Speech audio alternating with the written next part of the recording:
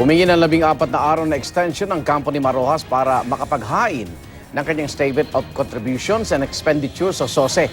Ayon sa spokesman ni Rojas na si Representative Barry Gutierrez, sandamakmak ang mga resibong kailangan nilang iskan at i-attach sa isusumiting SOSE ni Rojas at ng Liberal Party. Ayon sa batas, noong Miyerkules ang deadline ng pagsumiti ng SOSE.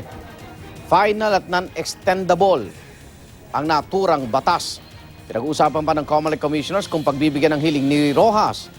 Sa parehong COMELEC ruling, ang kandidato sa pagkapangulo na hindi makakapaghain ng SOSE ay kailangan magbayad ng multang 30,000 pesos sa unang paglabag at 60,000 pesos naman sa ikalawang paglabag.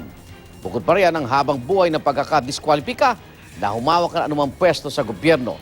Pero ayon sa abogado ni Rojas na si Atty. Romulo Macalintal, handa magbayad ng multa ang kanyang kliyente at sisikaping magsumite ng SOSE.